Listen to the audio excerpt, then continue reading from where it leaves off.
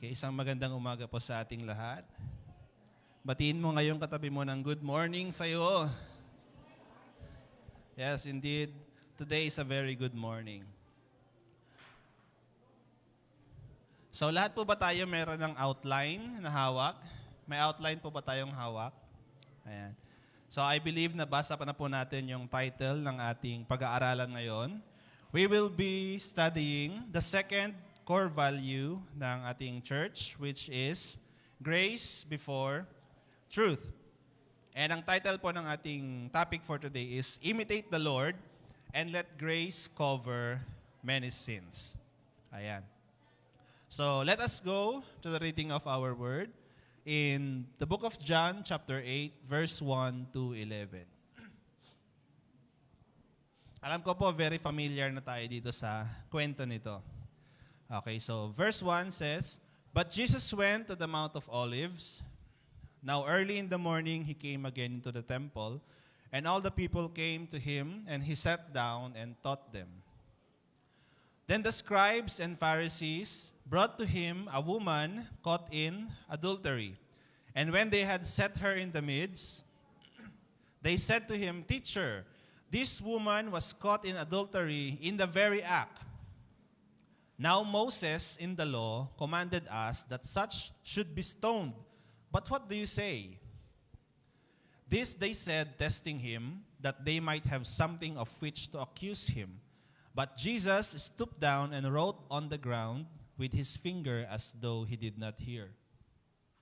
So when they continued asking him, he raised himself and said to them, He who is without sin among you, let him throw a stone at her first.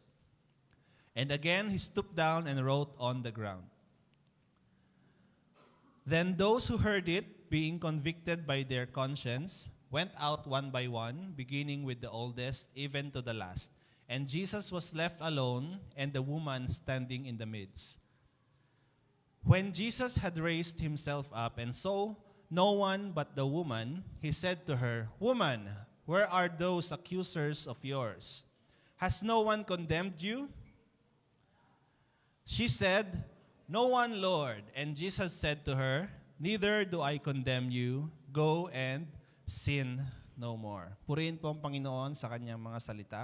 Let us pray. Hallelujah. Lord, we thank you for giving us a great day, a great morning today, Lord God. We also thank you for your word na iyong pong pag-aaralan, Lord God. May your Holy Spirit be among us. Speak to us, God. Open our hearts and our minds, Lord, that we may receive the rema of your word today, Lord. We thank you and we glorify you. In Jesus' name, amen. Imitate the Lord and let grace cover many sins. So last week po, nag-aral tayo about the first core value ng ating church. Naalala po ba natin yung first core value? Ano po yun? God first, people second, and then the earth.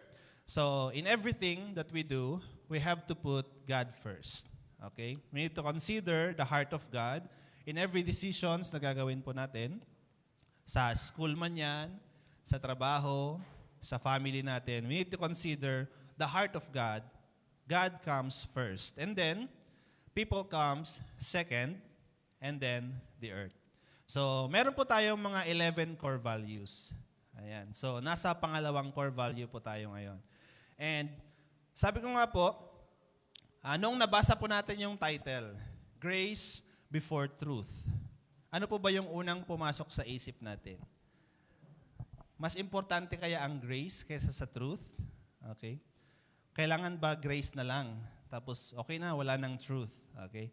So, maybe we have these questions in our minds. And as Christians, hindi na bago sa atin yung mga salitang grace and truth. Amen po ba?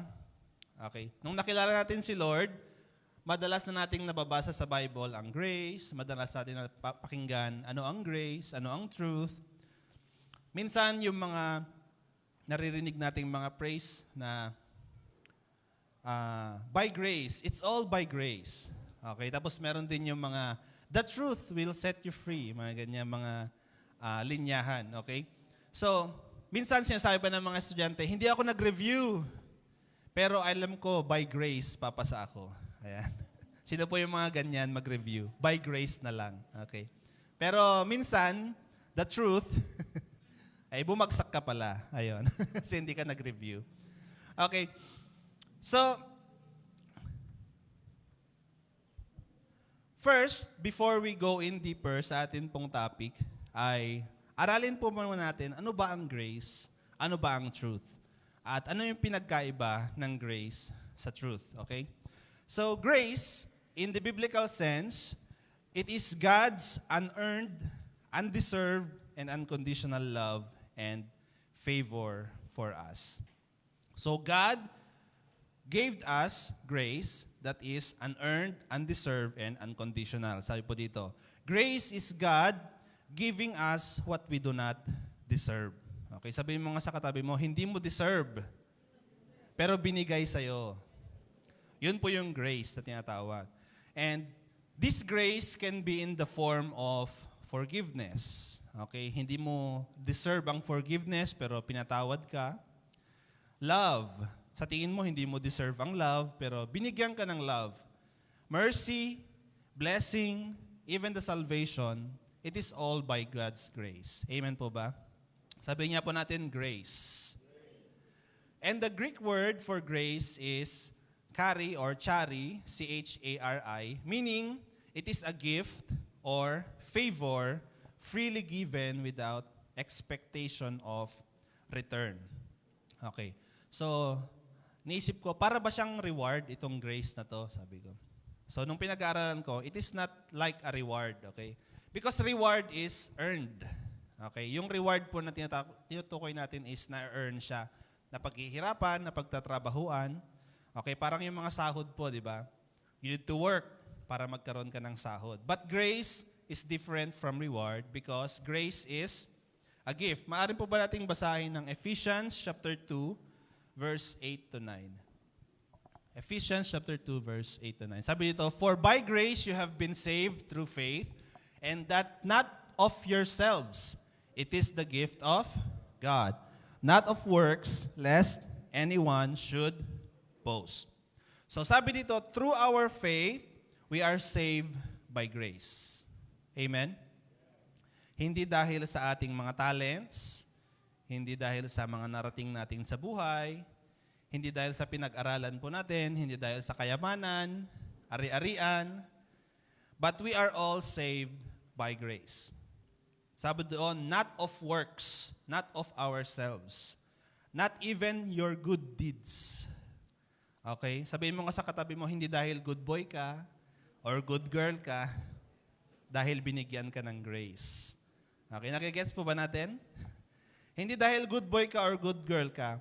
There is nothing we can do to earn grace. Kahit tumambling ka pa ng 10 beses, hindi ka makaka-receive ng grace because it is given freely. Okay? Kung wala ka pang ginagawa, may grace nang binigay sa'yo. Because God gave us this grace for free. Lest anyone should boast, sabi po doon. So unless, sinabi mo, dahil magaling ako, kaya ako binigyan ng grace. Okay? Dahil po, pag ang grace is earned, magyayabang po ang tao. And grace is not about us. Okay? It is about God. Amen? Sabi mo sa katabi mo, it's not about you. It's about God. Nung pinag-aaralan ko po ito, naalala ko yung kanta na Who Am I ng Casting Crowns. Sabi doon, not because of who I am, but because of what you've done. Not because of what I have done, but because of who you are. Sabi doon ng lyrics. So, it is not about us. It is about God. And kung ano yung binigay niya sa atin. So, sabihin mo nga sa katabi mo, binigyan ka ng grace ng Panginoon. Kahit hindi mo deserve. Okay, binigyan tayo ng grace. Amen po ba? Do we understand what is grace? May natutunan po ba tayo? What is grace? Okay, next naman. Ano naman ang truth? Okay, ano naman kaya ang truth? So, truth, in a biblical sense, is the absolute reality as defined by God. It is not subjective or relative. So, ano pong ibig sabihin nun? Truth is not subjective. Ibig sabihin po, ang katotohanan ay hindi nakabatay sa ating opinion or feelings. So, ang truth, sabihin mo sa katabi mo, walang kinalaman sa feelings mo. So, hindi dahil feeling ko ito yung totoo eh. Ganun. So, hindi po yun yung totoo. Hindi dahil nakabase po siya sa feelings natin, okay? Truth is not subjective. Okay? Truth is also not relative. Ano bang ibig sabihin nun? Ibig sabihin, hindi ito nakabase sa ating kultura, sa ating tradisyon, or sa panahon. Okay? Hindi dahil ito yung nakasanayan natin, ito na yung truth. Okay? So, meron po ako magandang example siguro ng pinagkaiba ng relative truth sa absolute truth. Okay? Madalas pong sinasabi ng mga parents natin, noong panahon namin, 10 pesos lang, marami ka na mabibili. Okay? Totoo naman, di ba? Truth, that is truth. But today, is it still applicable? 10 pesos, hindi na. So that is relative truth. It is relative sa panahon. Okay? So, hindi naman po pwede nating sabihin na noong panahon namin, ang Diyos mahabagin. Okay? So, ibig sabihin, hindi na mahabagin ang Diyos ngayon. So, hindi po natin maihahalin tulad ang truth sa relative truth. Because truth is absolute. Hindi po nagbabago ang katotohanan. Amen po ba? Sabihin mo sa katabi mo, truth never changes.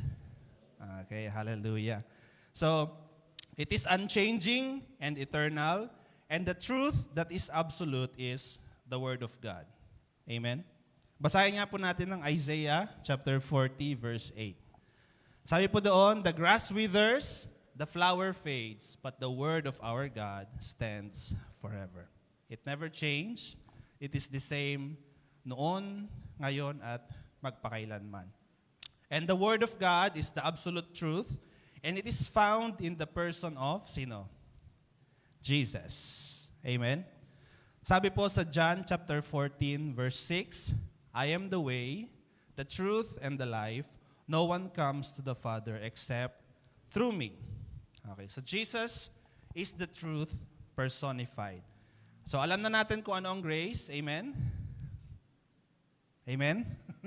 Alam na natin kung ano ang truth. Amen. At dyan na po natatapos ang introduction natin. Kala nyo, tapos na, no? Okay, so let's go to point number 1 of this topic.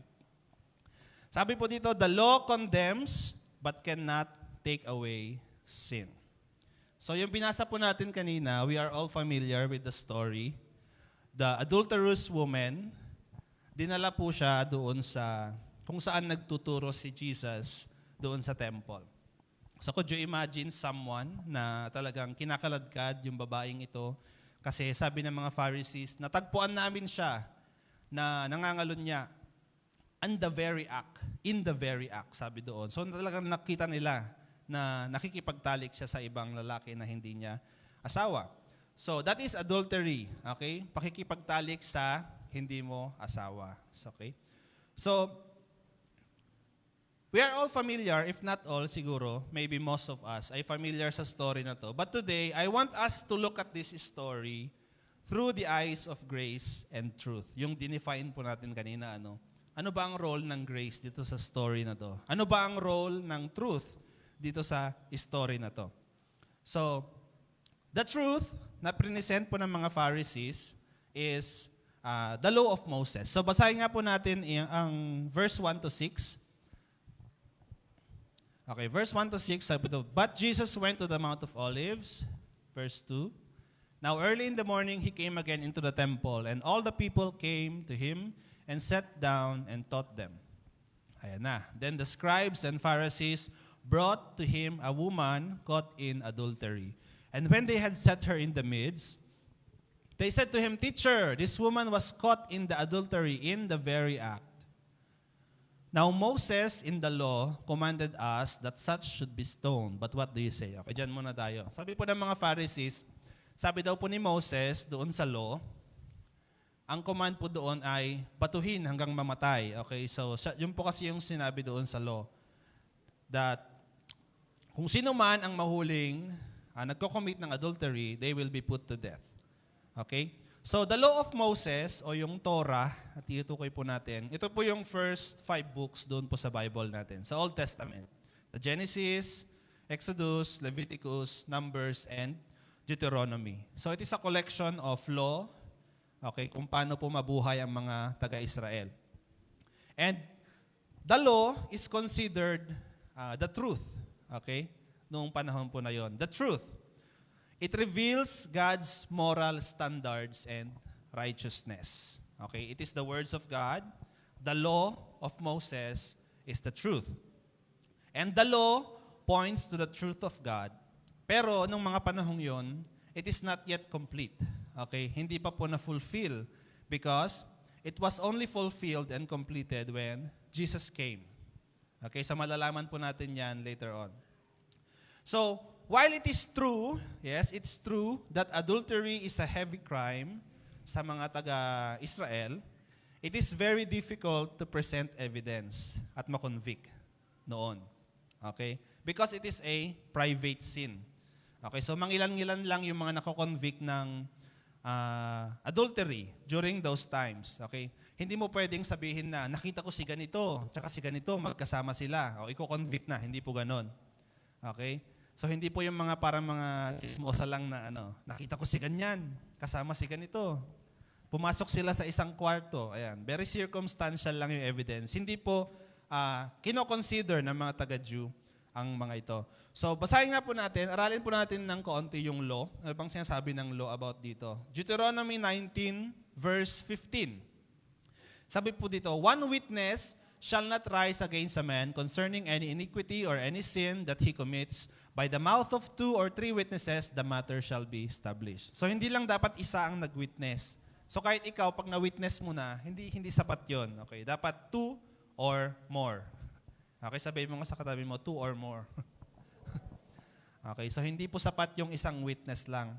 At least 2 witnesses. Okay, and next, in Deuteronomy 22, verse 22, sabi po dito, if a man is found lying with a woman married to a husband, then both of them shall die. The man that lay with the woman and the woman. So you shall put away the evil from Israel. So papansin po natin, yung law, sinasabi doon, dalawa dapat silang mapaparusahan. Pero yung dinala, yung babae lang. Okay, so parang mapapaisip ka, sinet up lang ba yung babae? Ganyan. Paano nakatakas yung lalaki? Ganyan. Yung para lang may i-accuse sila kay Jesus. Yung mga ganon. So dapat, dalawa silang mapaparusahan dyan. So the witnesses, dapat makita nila at mahuli nila yung dalawa. And another one, sige, basahin po natin Leviticus 20, verse 10.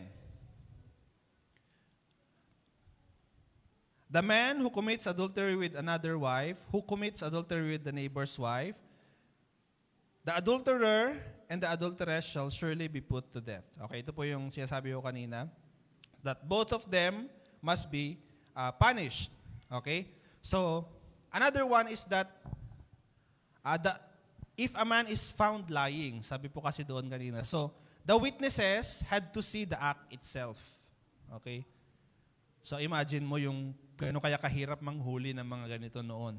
Okay? Kung feeling mo nang bababae yung asawa mo, talagang dapat makita mo in the act.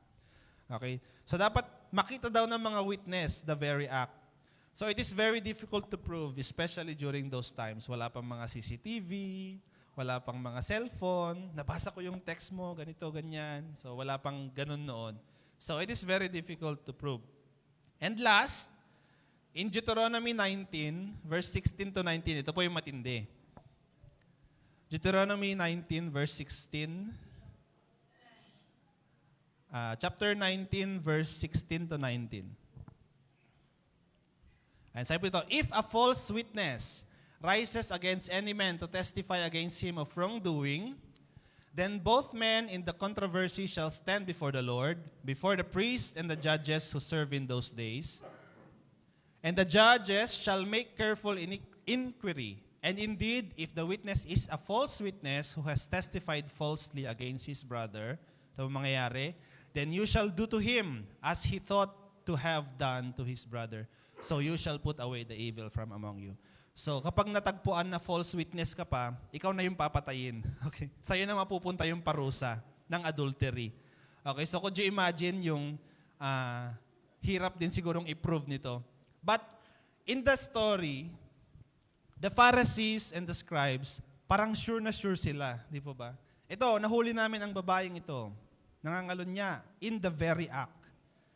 Okay? this woman is caught in the very act. And they presented him to Jesus with heavy and seemingly true. Parang true naman yung accusations nila. Okay, siguro si Jesus, alam niya rin na totoo. But, they are using the law to condemn the woman and to trap Jesus, to accuse him. Okay? So, kasi kapag sinabi ni Jesus, sige, wag niyo na siyang parusahan, let her go. So, ano mangyayari? Parang, he would seem to break the law of Moses. Okay? Parang hindi niya sinusunod yung law, the truth. Pero pag sinabi ni Jesus na, sige, batuhin niyo na siya, patayin niyo na siya. Parang he would seem to be cruel, unforgiving, and even break the Roman law. Okay? Kasi, nung mga panahon po yon, sa Roman po, kinuha po ng mga Romans yung right to execute yung kaparusahan sa mga religious offense. Okay, kapag sinabi ni Jesus na, sige, patayin nyo na siya, malalagot siya sa mga taga-Romans. So it is a trick question. It is a yes or no question, pero walang tamang sagot. Okay, parang sa exam lang yan. Parang walang tamang sagot. Pero simple lang yung tanong. Okay? True or false, but there's no correct answer. Okay, pag nag-yes siya, mali siya. Pag nag-no, mali din. So, the Pharisees are very cunning, very, anong tawag sa kanila? Napaka-deceiving din nila. Using the law, the truth, to condemn the woman, and by extension, all the sinners. Okay? Kapag nakita po sila ng mga sinners, you broke this law. Dapat kang parusahan. Dapat kang magbigay ng iyong offering. Okay? Hindi ka sumunod sa law na ito. Okay? Ano bang ginagawa ng law? Ano po ba ang role ng law sa atin? Sabihin nga po natin law. Law. So law, it gives us an idea kung ano yung mga standards na kailangan nating sundin. Okay? Let's say for example the Ten Commandments. Okay? So Ten Commandments is a part of the Torah. Okay? The law of Moses. At sinasabi po nila the Ten Commandments is the heart of the law. So tingnan nga po natin yung Ten Commandments. And medyo sinamarize ko lang po siya ng konti. Ayan. So sabi po sa first commandment, habang binabasa po natin ito, let's assess ourselves. Ano kaya yung hindi ko nasunod dyan? Okay, sige, try nga po natin. Number 1, sabi doon, you shall have no other gods before me. Ayan, nagtiwala po ba tayo sa ibang gods? Sa mga fortune telling, ayan, sa mga hula-hula?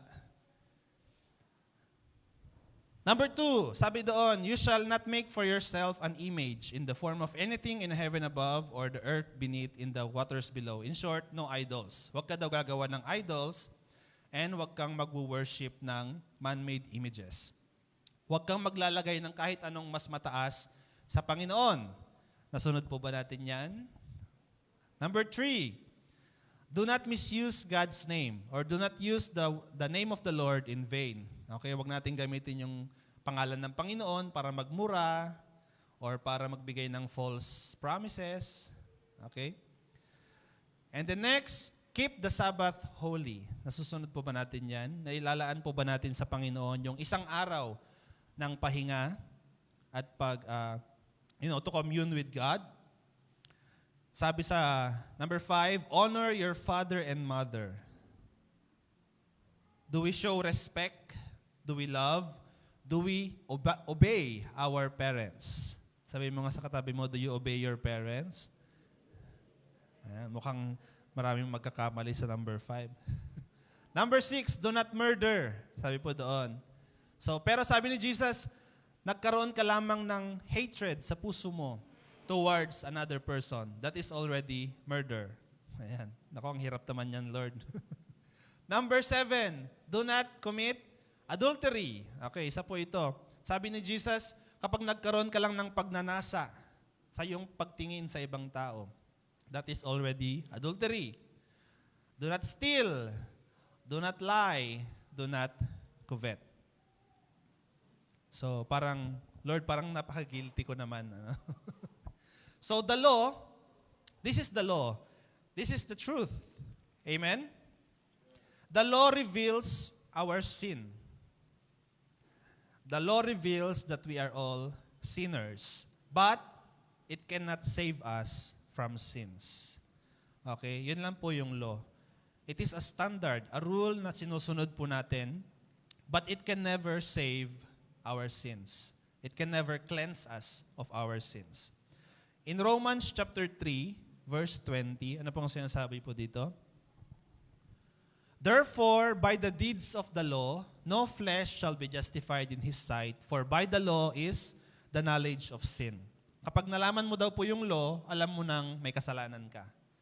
Okay, sinasabi doon, huwag kang pumatay, huwag kang magnakaw. Because ang tao po ay nagnanakaw, pumapatay, and everything. So through the law, we become conscious of our sin. So the law was clear. Adultery was a serious sin that required punishment. Amen? It can identify sin and condemn the sinner, but it had no power to forgive or remove sin. Sabi mo nga sa katabi mo, it had no power to forgive your sins. Okay? The law cannot forgive our sins. This is where grace comes and completes the truth. Okay? So yung grace po, kinokompleto niya yung law or the truth na tinutukoy po natin. So point number 2, by giving grace, people can turn away from sin. So basahin po natin ang verse 7 sa John chapter 8.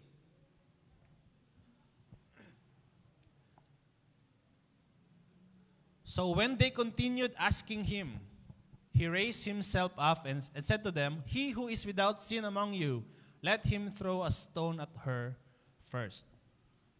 So si Jesus, nung unang pinesent nila yung babae, nagsulat-sulat lang siya, di ba, sa ground. Hindi niya sila pinapansin. Pero yung mga Pharisees, the accusers, they are very insistent. Ano na yung sagot mo? Ano na ang hatol? What is the conviction? Okay? They asked him, they continued to ask him. Okay, when they continued asking him, tumayo siya, sabi po dito, sabi niya, he who is without sin, verse 7. He who is without sin among you, let him throw a stone at her first. Kung sino daw po yung mga walang kasalanan, sige, mauna na kayong bumato. Okay? So parang sinasabi ni Jesus, sige, pwede na. Hatulan na natin siya. Pero, yung mga maunang babato is yung mga walang kasalanan. Okay, so instead of convicting the woman, Jesus convicted the accusers. Okay? Sa tingin po natin minsan, pag tayo po ay nakakakita ng mga taong nagkakasala, gusto po ba natin silang parusahan? Yan, makasalanan ka, ganito, ganyan, hindi mo sinunod yung law, yung commandment ng Panginoon. Ganun po ba tayo? Mabilis tayong mambato. Okay, minsan nakakalimutan natin yung mga kasalanan din po natin na pinatawad ng Panginoon. So, because I believe Jesus convicted the accusers because I believe that we have this attitude in us sometimes. We love to see others get punished of their sins. Pero ayaw nating maparusahan sa kasalanan natin. Amen po ba? And we have this desire to punish the sins of others while ignoring our own sins. We become hypocrites. Sabihin nga po natin, hypocrites. Ayan. Hindi po natin may pagkakailan. Na minsan, mga hipokrito rin po tayo. That we condemn the sins of others while ignoring our own sins. Okay? Ang hirap natin magbigay ng kapatawaran habang ang Panginoon, ilang beses ka nang pinatawad. Parang ganon. Ang hirap mong ibigay yung binigay sa'yo ng Panginoon. And kapag nakakarinig tayo ng mga taong ganito, mga nagmumura, okay, nakikita natin sila, gumagawa sila ng mga kasalanan and everything, we are quick to pass judgment and even condemn. Okay? So sabi po ni Jesus, he who is without sin, let him throw the first stone. At sabi po dito sa verse 8, and again, he stooped down and wrote on the ground. So para, sige, ito yung hatol. Tapos nagsulat-sulat ulit siya. Ano kayong mga sinusulat ni Jesus? Okay? Then verse 9, then those who heard it, being convicted by their conscience, went out one by one, beginning with the oldest, even to the last. And Jesus was left alone, and the woman standing in the midst. So, na-convict po sila ng kanilang mga conscience. Okay? At isa-isa, umalis po sila doon sa lugar. And Jesus, could you imagine Jesus, the only one there without sin. Okay, siya lang yung walang kasalanan doon. Okay, siya lang sana yung may right na mambato doon sa babae. No? The only person eligible to throw a stone, ano bang sabi ni Jesus sa verse 10? Verse 11, verse 10. When Jesus had raised himself up and saw the woman, no one but the woman, he said to her, Woman, where are those accusers of yours? Has no one condemned you? Verse 11. She said, No one, Lord. And Jesus said to her, Neither do I condemn you. Go and sin no more. So makita natin, Jesus, sabi ko nga, siya lang yung may karapatan sana na mambato. Sabi niya, Neither do I condemn you. Go and sin no more. Parang it's another way of saying, you are forgiven. Okay? Does the woman deserve forgiveness? Siguro sabihin natin, hindi. Kasi she broke the law. Okay? The law is very clear. Okay? The law is very clear. Dapat patayin ang mga adulterous. But Jesus forgave her anyway. Doon na po pumapasok yung grace. It is undeserved. We do not deserve any of it, but it is given to us. So, Jesus forgave her. This is the grace of God. And it did not end there. Hindi lang po natapos doon, ano po? Sabi po ni Jesus, go and sin no more. So, alam niya sa sarili niya, alam ni Jesus na, sige, at guilty nga talaga tong babaeng ito. She committed adultery. Kaya sinabi niya po, go and sin no more. He did not condemn, but also, He did not condone sins. Okay? Hindi dahil sa pinatawad niya siya, ibig sabihin ay, hindi niya i-recognize na nagkasala yung tao. Okay? Grace and truth is very important. Amen? Sabi mo nga sa katabi mo, they are both important. But grace comes first before the truth. Kasi yun po yung pinaranas sa atin ng Panginoon. He did not condemn, He did not condone the sin. Though grace is given, it must be paired with the truth. At ang katotohanan po, mga kapatid, is our God is a holy God. Okay? He cannot abide with sin. Alam niya na ang tao ay makasalanan, He gives forgiveness. But, hindi siya konsentidor. Okay? Sabihin mo nga sa katabi mo, hindi siya konsentidor. Okay? Hindi niya kinonsinte yung babae. He told her to repent and stop sinning. He told her to stop sinning. So grace, without the truth, ano po mangyayari? Kapag puro grace na lang yung binigay natin. So ang tao na nabigyan ng grace, maaaring hindi niya ma-appreciate. Okay, magkakasala na lang siya. Pinapatawad naman ako. Okay? It can become weak and permissive, allowing sin to flourish. Okay? Mas lumalago yung kasalanan kapag puro grace lang. Okay? And truth, without grace, can be harsh and legalistic. Okay? Kapag puro truth na lang, wala nang grace. Parang yung mga Pharisees, pag nagkasala ka, ito na ang consequence. Okay? So grace and truth, they must come together. Grace before the truth. Amen? May tutunan pa ba tayo? Amen. So as I close, I want to give my testimony. So before I came to know God, isa po akong tao na full of pride. Hindi lang po yung sabon, pero yung, yung damdamin na pride. I hold myself in high regard. Okay, mataas po yung tingin ko sa sarili ko. And ako po yung tao na mahirap magpatawad. Okay, ang hirap kong magbigay ng kapatawaran. I find it hard to forgive others' mistake. And I came to a point where I condemn people for their sins and very quick to judge other people because of their attitude and behaviors. And when I came to know God and the truth of His Word, it made me realize that I'm no better than the people I hated. So hindi po ako mas better sa kanila, sa mga taong kinamumuhian ko noon. In fact, there are occasions that I behaved and committed worse sins than they. The only difference is that I do my sins in secret. Hindi ko pinapakita. Okay. I was so blind with my own sins. But God opened my eyes and showed me the truth that indeed I am a sinner and I needed a Savior. Yun po yung role ng law sa atin, mga kapatid. The law points to us, it reveals to us that we are a sinner and we need a Savior na magliligtas po sa atin. That we needed grace. Okay, truth points us to grace. And I knew then that I can only turn to God for forgiveness. And He did.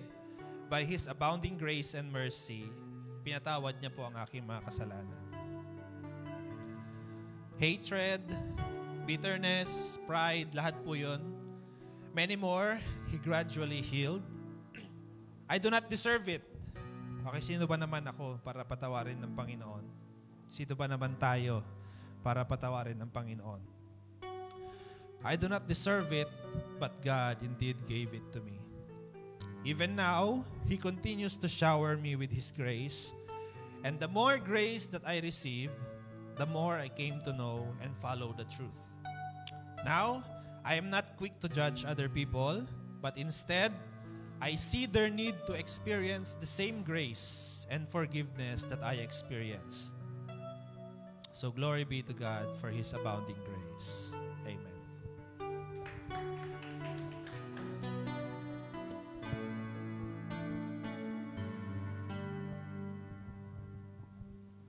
Thank you, Dave. Are we all blessed? Sabi mo nga sa katabi mo, grace before truth. Amen. All right. This is the second core value na meron po tayo. Core values, please.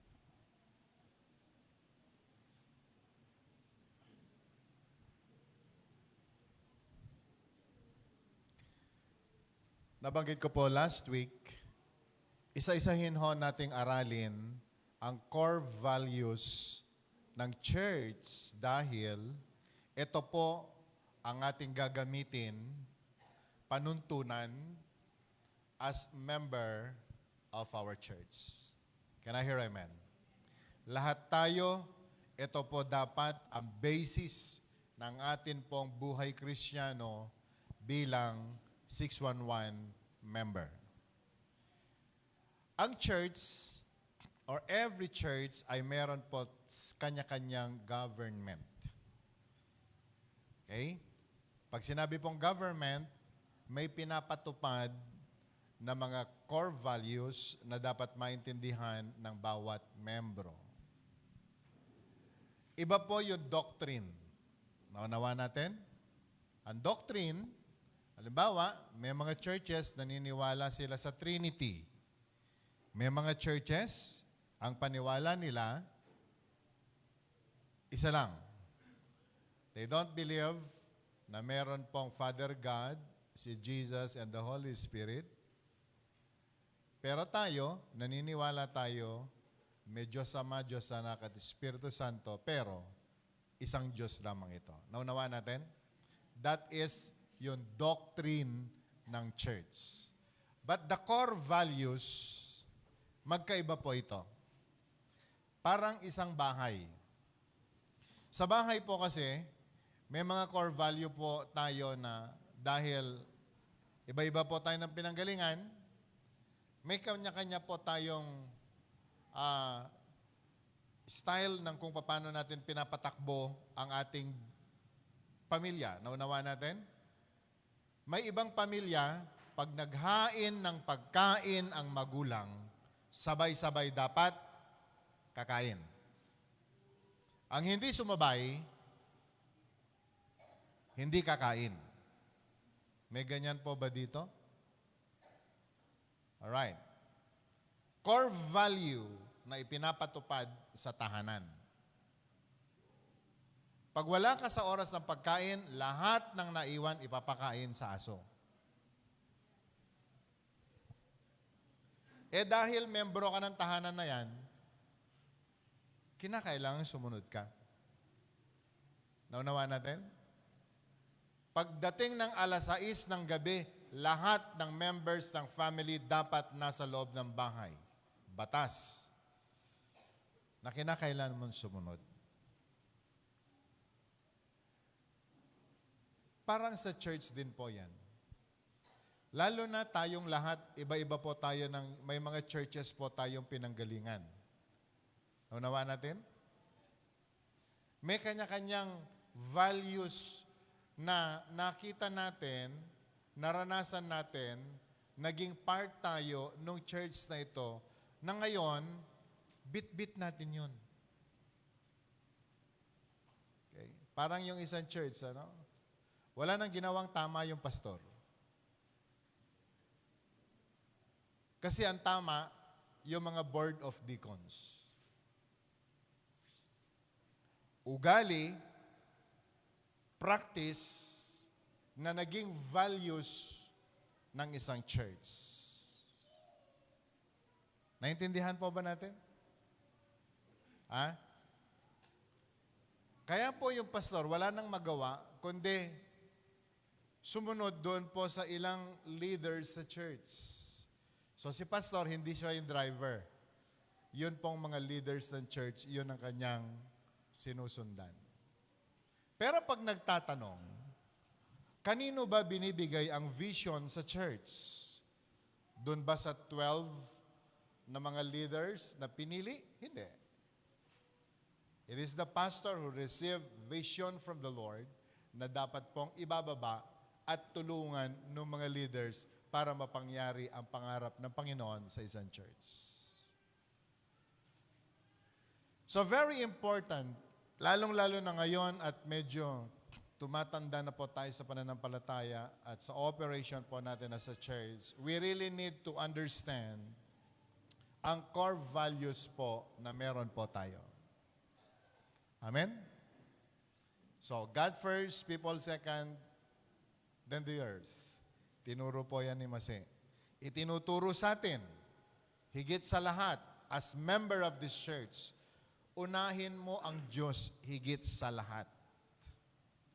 Pangalawa lang yung asawa mo, anak mo, at ang lahat ng bagay. Naintindihan natin? Maliwanag po ba? Ilan dito may asawa? Sabihin mo nga sa asawa mo, una ang Diyos higit sa lahat, bago ikaw. Naunawaan natin? Kaya ikaw na asawa, huwag kang feeling.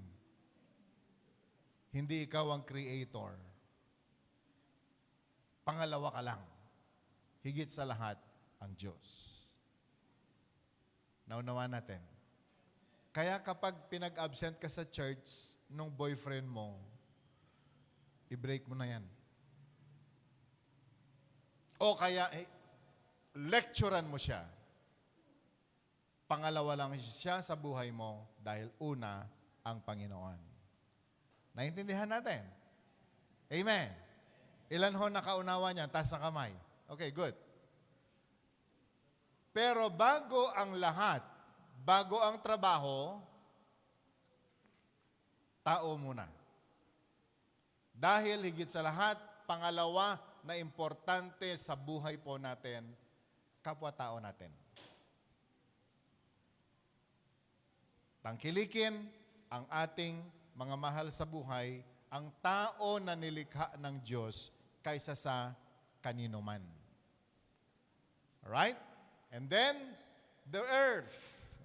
Kasama po sa earth, yung aso, yung pusa, yung hanap buhay, mas importante yung kapitbahay mo kaysa sa aso mo. Mas importante ang asawa mo kaysa sa trabaho mo. Mas importante ang tao na mahalin kaysa kayamanan. Naunawaan natin. Pag na-memorize po natin yan, ang una po na yan, okay, it's a very good start. Then, sinundan po tayo, tinuro po ni Dave, yung grace before truth. Alam nyo, maganda po kapag ka sa church ay meron pong ganitong balita o meron pong ganitong core value. Ha? Alam nyo kung anong mga magandang mangyayari? Mamamatay ang mga marites.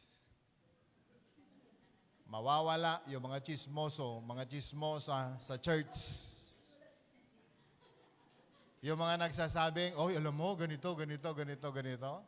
Nagagawin nilang katotohanan yung mga bagay na hindi naman katotohanan. O kahit patotoo, pero may basis po ba yung katotohanan na sinasabi mo? O nawa natin? Maaalagaan po tayo. Maaalagaan po tayo sa paggawa ng pagkakamali at tayo pong lahat, alam ho natin, mabubuhay po tayo ng tama sa harapan ng Diyos at sa harapan po ng tao. That we need to know yung grace. Okay? Ulit-ulit sinabi ni Dave, yung tumanggap ka ng isang bagay na hindi ka naman karapat-dapat. Ibinigay sa iyo ng Diyos yan. Receiving grace ay isa pong napakalaking himala. At kung tayo po ay marunong magbigay ng grace, yamang tayo higit sa lahat ay tumanggap din po ng grace mula sa Panginoon. Can you imagine? Ano kaya ang magiging buhay natin? Ano kaya ang magiging tahanan natin? Alright? Can I hear amen? Kasi ang truth ay ganito. Sa loob ng bahay, daytoy ti hamon na aramid, daytoy hamon na aramid, daytoy ti hamon na aramid, daytoy ti hamon na aramid. Nagbibilangan po tayo ng pagkakamali, magbibilangan po tayo ng mga hindi nagawa ng ating pong mga kapamilya, kahit paman totoo.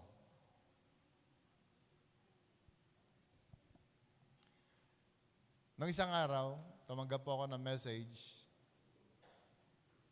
sa aking asawa. Ang report niya sa akin, yun daw pong bunso namin hindi umuwi ng tanghali. Hindi siya umuwi ng tanghali. Nasa malayong lugar po ako. So, hindi ko po ma-imagine kung ano yung feeling ng asawa ko. Natural. Mag-alala yan, kumain na kaya? So ako naman, meron namang sasakyan. Meron namang driver. Meron man namang pagkain sa bahay. Bakit hindi siya umuwi? Nung tinatawagan ko, hindi pa sumasagot. Umaakyat yung hindi dapat umakyat.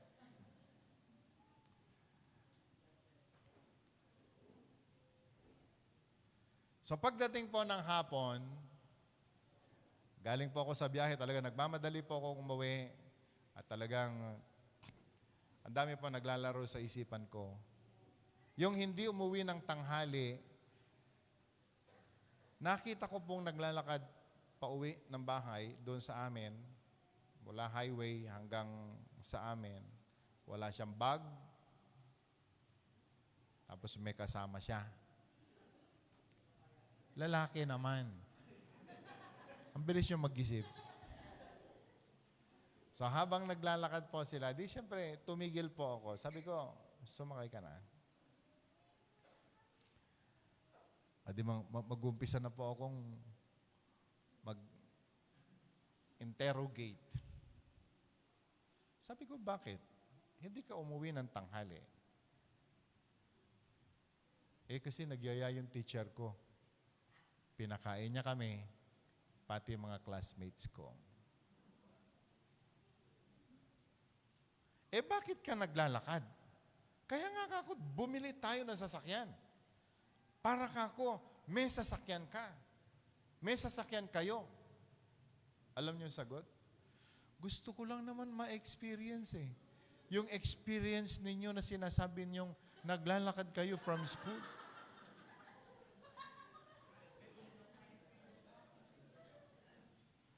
Lahat ho nung umakyat, pumunta sa talampakan ko. Alam niyo kapatid, kung hindi mo naintindihan ang sitwasyon, ang lahat ng ito, masisira ka. So it's much better for us to give grace before the truth. The truth is, hindi siya umuwi ng tanghali. Foul po yun. Bawal. Hindi ko alam kung anong kinain niya. Hindi ko alam kung kumain siya. Hindi ko alam kung saan siya pumunta. And I start, alam niyo, and naging distorted na yung aking isip, so hindi po ako makapag-concentrate doon sa aking trabaho.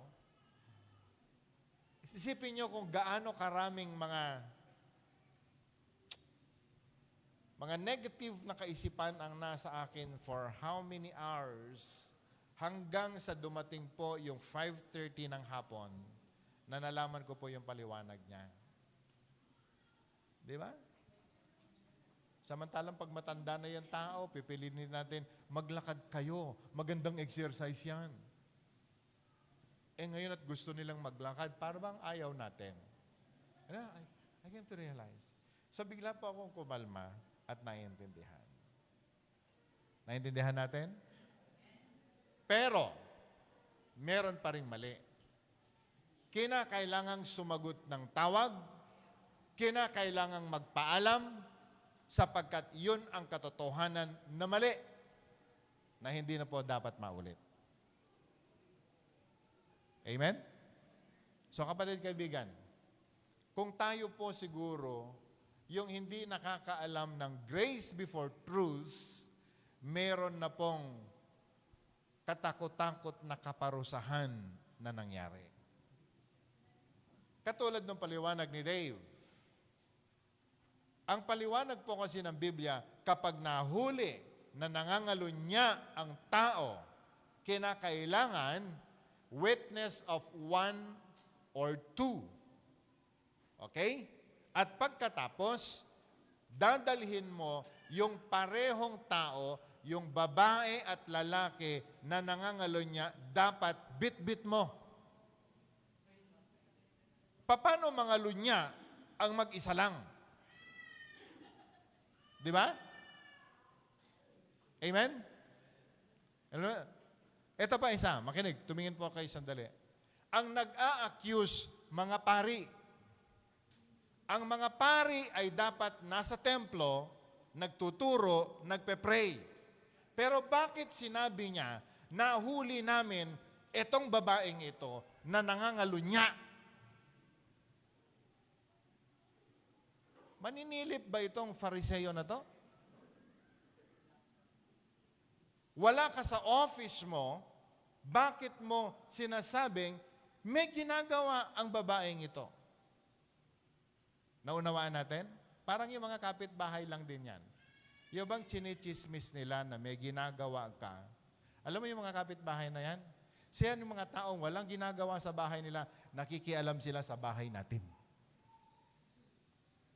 At sa totoo lang, wala silang basis sa mga kwento nila tungkol sa atin. Naunawaan natin. And so, you know, brothers and sisters, in our relationship, sa bahay man, sa church, sa workplace, if we will learn to use this core value na itinuturo po sa atin sa church, grace before truth. Alam nyo, ang magiging tingin sa atin ng mga kasambahay natin, kapamilya natin, ang makikita po nila sa atin ay yung pagiging Diyos ng ating Panginoon. Why? Katulad po ni Jesus, hindi po ganun kadali niya kinondemn yung babae. Because the ministry of our Lord Jesus Christ is not to condemn people, but to save people, to restore people. Can I hear amen? Balik po tayo sa vision ng church, Isaiah 61 verse 1. After receiving the Holy Spirit, ang sabi po ng Bible, we are called to preach the good news. Ano po yung good news? Sa mga makasalanan, may kapatawaran. Sa mga nagkasala, merong restoration. Sa mga nagkamali, meron pong sa mga nasa tanikala ng kaaway, pwede po silang mapalaya sa lahat ng kasalanan na kanilang ginagawa. Sino magdadala po niyan? Tayo po yon. And so in the grace before truth na core value po natin mga kapatid, tatandaan po natin, ang Panginoon kung siya nga ay nagbigay ng grasya, bakit naman hindi tayo magbibigay ng grasya sa mga taong nagkamali? Can I hear amen? Can I hear amen? Pastor, gaano karami? Gaano kadalas? Hanggang kailan magbibigay ng grace? Pwede man pakita sandali yung Matthew chapter 18. Matthew 18:21 to 22. Can we read it aloud?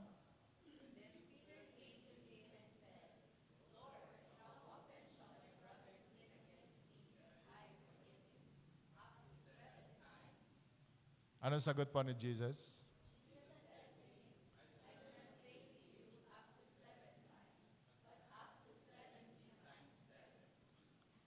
Ilan yun? Mathematics, please. 400?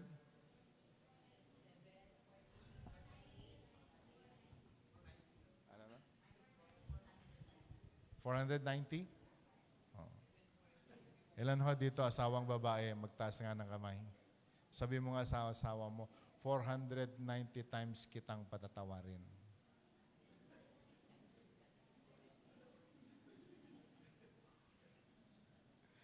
$490 times kitang uunawain sa mga nakakalimutan mo. Amen? Ano feeling natin kung meron po tayong assurance that because of the grace na ibinigay ng Panginoon, bibigyan ka pa rin ng grace. 490 times. Ilan ho willing gumawa niyan? Taas nga ho ng kamay. Wala nang nagtaas. Tatandaan po natin yung number. Tatandaan po natin yung number. Kasi kung magna-number lang din naman ng Panginoon, baka hindi na po tayo papasok sa langit. Pero, ang itinuturo po natin sa Panginoon, kahit pa totoong nagkamali, kahit pa totoong nagkasala, may kahinaan po yung tao. Tatandaan po natin, hindi tayo ang magbabago sa kanila. Ang Panginoon lang ang may karapatan at kakayanan na baguhin ang atin pong mga mahal sa buhay, maging ang ating kapwa-tao. The only role that we can give is to give grace. Can I hear amen? The only role na meron po tayo is to give grace. Now, pastor, paano naman yung truth? Paano naman? Paano naman ako? May bagay pa rin o meron pong pagkakataon na dapat maunawaan natin. Merong truth na dapat ipatupad. Katulad doon nung case namin sa bahay ngayon. Kala nyo nakalimutan. Ano? Hindi po pwedeng hindi niya maintindihan yung truth. Pero kinakailangang maging babaw yung grace. Dahil kung hindi, mapaparusahan na naman ang akusadong ito. And so, brothers and sisters, napakaganda. If all of us babalik po tayo sa core values natin, o magiging panuntunan po natin itong itinuturo natin dito every Sunday, and I want you to listen very carefully, at aral-aralin po natin kahit nasa bahay po tayo o sa buhay mag-asawa, aralin po natin hanggang sa maging part po ng buhay na natin, ito pong core values na ito. At alam nyo kapatid, kaibigan, kapag ito po ay naging core values nating lahat, mananatili po at matatag ang relationship natin sa isa't isa. Ang church po natin ay mananatiling matatag. At ako po'y nananampalataya, even to the next generation, kapag ito po ay nakita nila sa atin, kapag ito po ay naging nakita ng mga anak natin sa atin, ito man ay magiging panuntunan din po nila sa buhay. At alam nyo, tayo na yung pinakamasayang tao. Can I hear amen? Can I hear amen?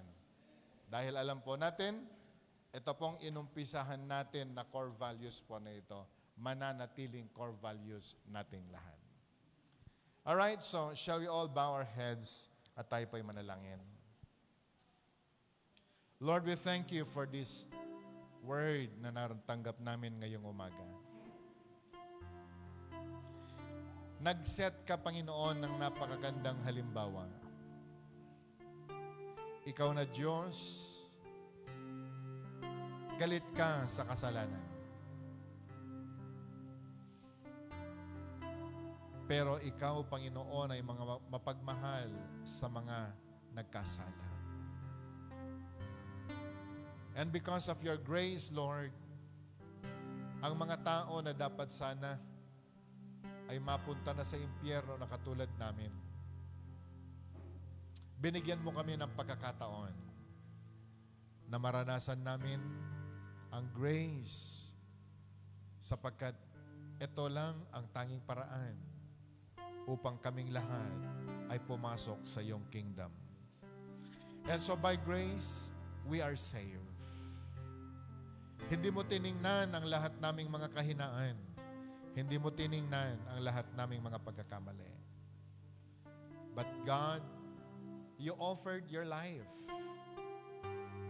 na maging ang dugo mo, Panginoon, ay nabuhos sa krus ng Kalbaryo upang kami ay malinis, mapatawad sa lahat naming mga sala. And Lord, we thank you for that grace. We thank you, God, for the grace that you had given us. And now, kami, Panginoon, nagkaroon kami ng pagkakataon na maging anak ng Diyos. Na ngayon, O Lord, you had given us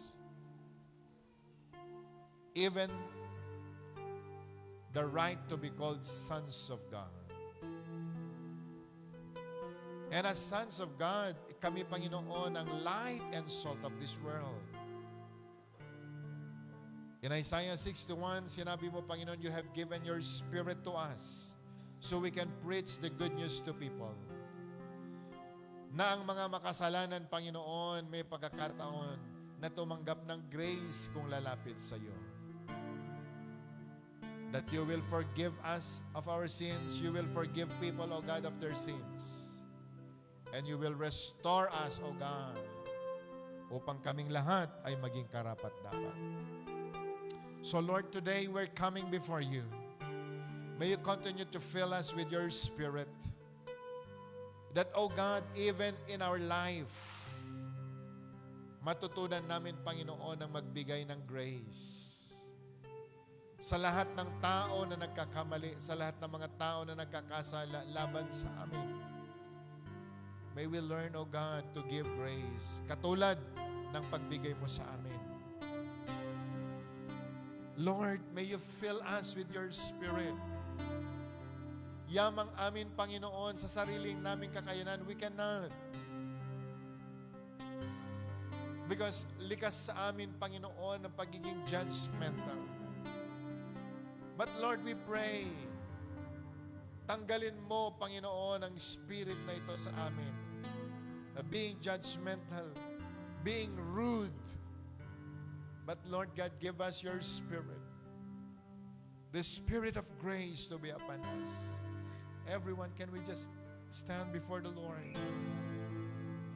Kung sa palagay po natin, wala sa atin ang Spirit po na ito, ask God to give us. Lord, give me your Spirit of grace. God, ibigay mo sa amin, Panginoon, ang karakter na ito. Ibigay mo sa amin, Panginoon, ang spirit na ito. In the name of Jesus. Everyone, if you lack this, kung ito po yung kulang natin sa buhay, I want you to lift your hands as high as you can and ask more of God's grace. God's grace. God's grace. Kung tayo po yung napakadaling mag-condemn, kung tayo po yung napakadali na magalit sa ibang tao, hindi po tayo makapagpatawad sa lahat ng kanilang mga gawa. Ask God for His grace. Lord, we need You. We need that Spirit, O God. Fill us now.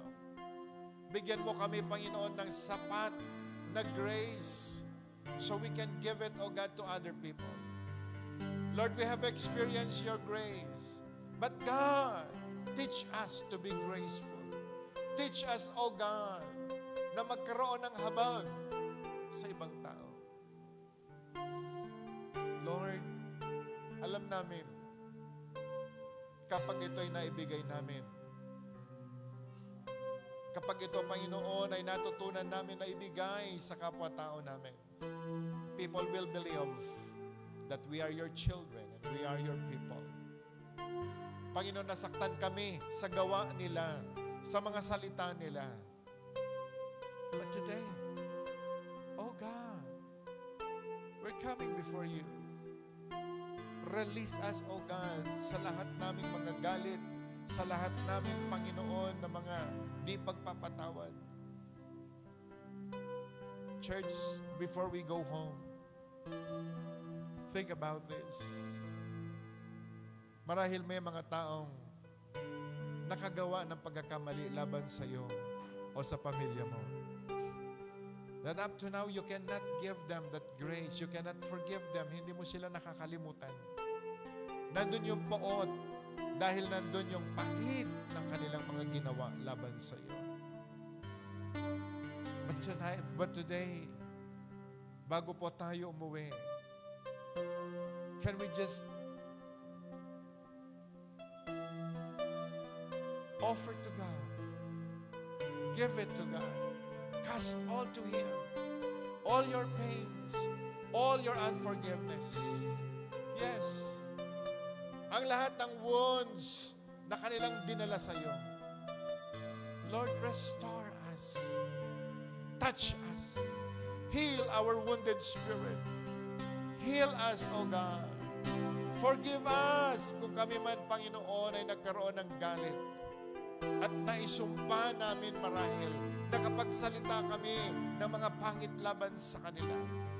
And that, Lord, these people are now suffering. Panginoon, patawarin mo kami. Linisin mo kami. For we believe, O God, kung ano man ang ginawa namin sa kapwa namin, yun din ang babalik sa amin. If we will not forgive, O God, we know, sinabi mo, Panginoon, sa Lord's Prayer, you will not also forgive us. If we will not release them, O God, we will never be released.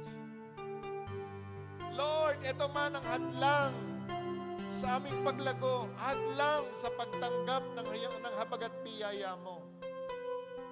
Patawarin mo kami. Everyone, pwede po ba natin ilagay ang ating mga kamay sa tapat ng ating mga puso? Today, marahil may mga taong ina-accuse ka. May mga tao na hanggang ngayon, nandun po yung galit sa atin. Or maybe the pain. But church, listen very carefully. God will surely give us grace. Lord, touch our hearts now. Lord, touch our hearts. Touch our hearts. Touch our hearts. And now everyone, I want you to lift your hands as high as you can and offer all those pains, all the negative feelings na meron po tayo. Lord, release your people now. And in your own word, cast all those pains to Jesus. Sapagkat dinala na niya lahat ng mga pains na yan. In the name of Jesus, receive the grace from the Lord. Receive the grace. Receive the grace in the name of Jesus so you can give grace to people. O Ramakaya Ramasala Rabababahaya. Lord, wag mong hayaan na lalabas kami sa lugar na ito na bit-bit pa rin yung mga pain po na ito. But Lord God, let us be released of all those pains. We forgive them. Lord God, katulad ng iyong mga salita, hindi mo kinondemn yung babae. But Lord God, sinabi mo sa iyong salita, siya'y humayo and to sin no more. Lord, we release those people. We forgive them. We are giving them grace. We're giving them grace. Come on everyone, can we just speak? I give him grace. Sabi mo sa kanya, come on, by faith, by faith, by faith. Open your mouth and say, for in abundance of our hearts, the mouth speak. Give grace to people. Give them grace. Give them grace. Give them grace. Give them grace. Lord, bungkalin mo ang aming mga puso sa umagang ito. Tanggalin mo ang lahat ng hinanakit. Palayain mo kami. Kami tatanggap, Panginoon, ng kapayapaan. Lord God, in Jesus' name, thank you. We give grace, we give grace, we give grace, we give grace, we give grace. Yes. Come on, come on, come on. Keep giving. Keep giving it up. Keep giving grace. Hallelujah. Salamat, Panginoon. Salamat, O Lord. Oh God, may we also know the truth because that truth will set us free. The truth that if we will give grace, we will also receive grace. The truth, Lord God, that if we release people, we can also be released. And God, thank you for the truth that by the Spirit of God, we can do all things. But with your presence, Lord God, in the name of Jesus, we shall overcome. Panginoon, with you and with your Holy Spirit, we can forgive, we can forget. At Panginoon, sa araw po na ito, ang aking dalangin, fill our hearts with love.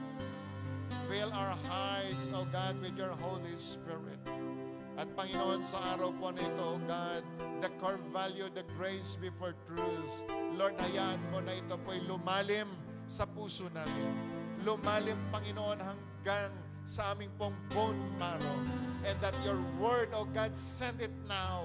Lord, sa pinakamalalim na bahagi ng puso namin, even to our bone marrows, O God, na ang buhay namin, Panginoon, na ito ay magamit lamang para sa iyo pong kapurihan.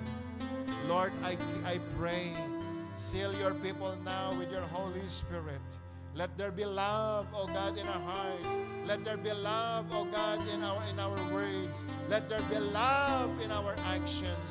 And we do believe, O God, ang buong tahanan namin ay magbabago.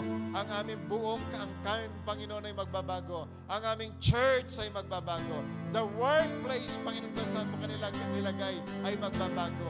Sapagkat sa araw na ito, Panginoon, meron kang ginawa sa amin. Salamat, O God, even for the life of Dave who delivered your word. May you bless Dave, Panginoon, sa kanyang pulpit ministry. And all, O God, ng kanyang mga pangarap sa buhay, tuparin mo, ganapin mo, in the name of Jesus. And Lord God, I speak blessing for your people now. Lord, open the floodgates of heaven for all your people. Lord God, give them all their needs according to your riches in your own glory. Heal every sickness and diseases. Touch their hearts, O Lord. Touch even, O God, their hands, that everything they touch, O Lord, shall be blessed. Salamat, Panginoon. Bless mo ang buong sanlinggo na ito. At sa iyo namin ipinagkakatiwala ang lahat naming mga buhay. Maging sa aming pag-uwi, ingatan mo kami. May your angels be with us, your traveling mercies be with us. And Lord, sa araw po nito, kami ay nagpupuri at nagpapasalamat for what you have done and even to the things that we have received for today. To you we bring back all the praise, all the glory. In Jesus' name, amen. Pwede ba kumamay tayo ng 5 tao, sabi mo sa kanya, give more grace. God bless you. God bless you.